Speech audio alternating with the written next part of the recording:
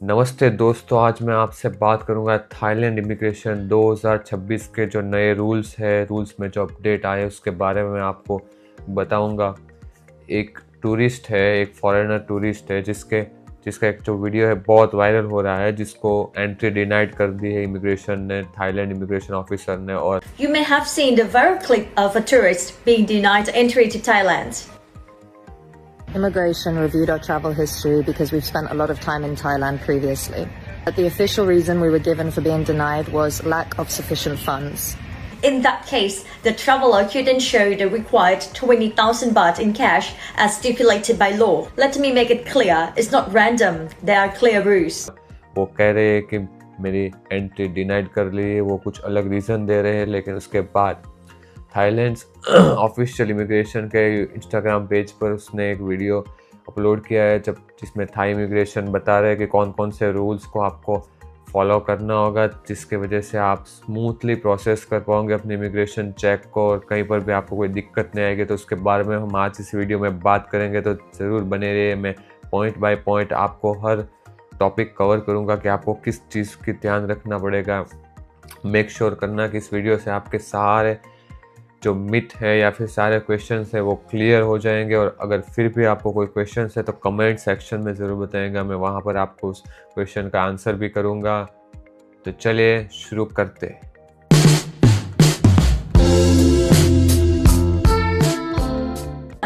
Passport validity at least 6 months. This is the standard in the national requirements. सबसे पहला point, आपका passport validity 6 month से ज़्यादा का होना चाहिए। मतलब आप जब एंटर कर रहे हैं थाईलैंड में, उस डेट से लेकर 6 मंथ में आपका अगर पासपोर्ट एक्सपायर हो रहा है तो आप ट्रैवल मत कीजिए या फिर एक नया पासपोर्ट लेकर ट्रैवल कीजिए। क्योंकि 6 मंथ में अगर आपका पासपोर्ट एक्सपायर हो रहा है तो इमिग्रेशन ऑफिसर्स आपको क्वेश्चंस कर सकते हैं और आपको एंट्री डिनाइड भी कर सकते हैं और आपको वापस अपनी कंट्री में भेज सकते हैं। 2. Clear purpose of visit. और दूसरा पॉइंट, आपको अगर पर्पस ऑफ विजिट पूछा जाए तो क्लियरली आपको बताना होगा। जैसे कि आप घूमने जा रहे हो या फिर आप किसी दोस्त को मिलने जा रहे हो, अपने रिश्तेदार वहाँ पर रह रहे हैं तो वहाँ पर जा रहे हो।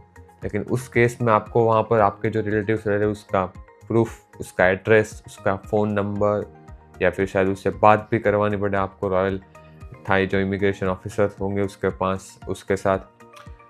तो अगर आप वहाँ पर घूमने जा रहे हो, आप वहाँ पर काम करने जा रहे हो, आप वहाँ पर वर्क परमिट पर जा रहे हो, आपका जो पर्पस है आप वो बताइए। आप अगर 60 दिन के लिए जा रहे हो, 30 दिन के लिए जा रहे हो, 10 दिन के लिए भी जा रहे हो, लेकिन आप अगर वहाँ जाकर घूमने वाले हो तो आप उससे बताइए।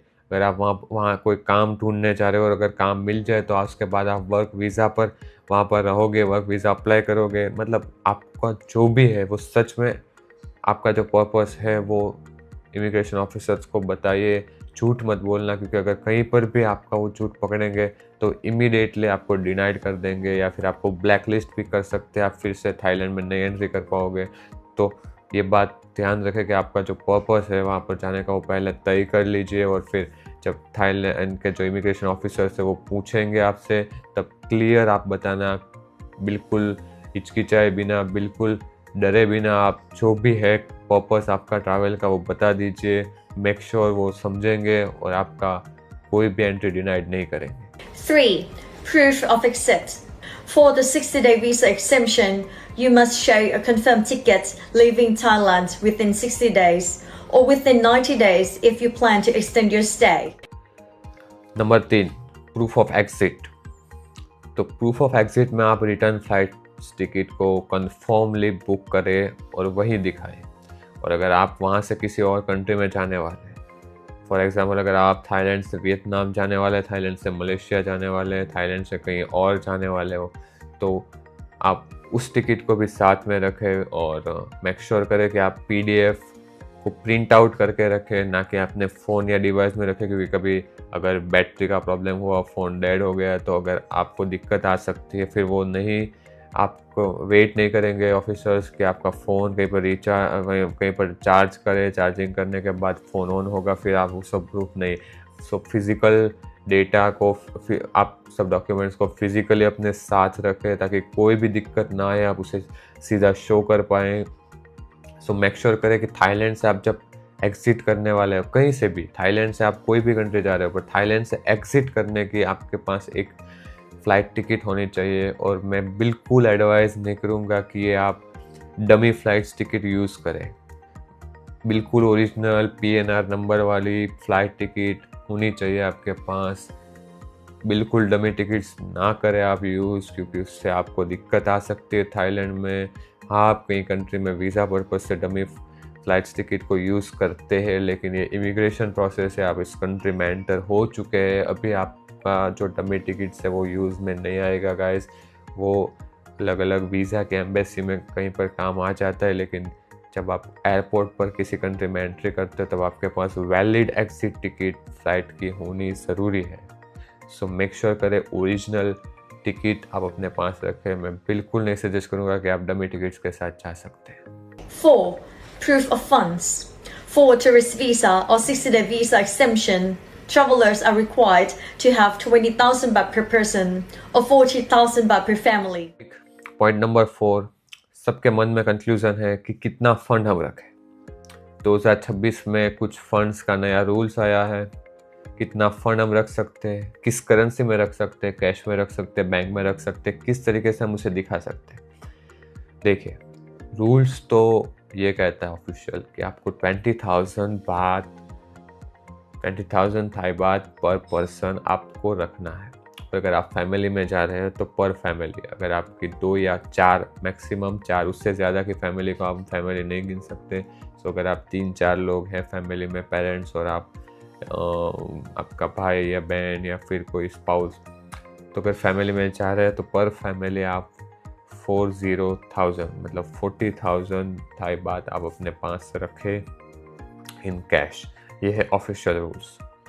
अब मैं आपको कुछ उसमें एक टिप्स देना चाहता हूँ कि अगर आप लोग शॉर्टर टर्म के लिए जा रहे हैं, मतलब अगर आप 7-8 दिन या 10 दिन के लिए जा रहे हैं, तो आप कुछ थाई बात कैश में रख सकते हैं, आप कुछ USD भी रख सकते हैं, और आप अपने बैंक स्टेटमेंट्स या फिर आप अपना क्रेडिट कार्ड की जो लिमिट्स हैं उन सब के स्क्रीनशॉट्स या फिर स्टेटमेंट, जैसे भी आप किसी तरीके से फंड दिखा सकें, ऐसे अपने स्टेटमेंट्स को प्रिंट करके अपने साथ रखें।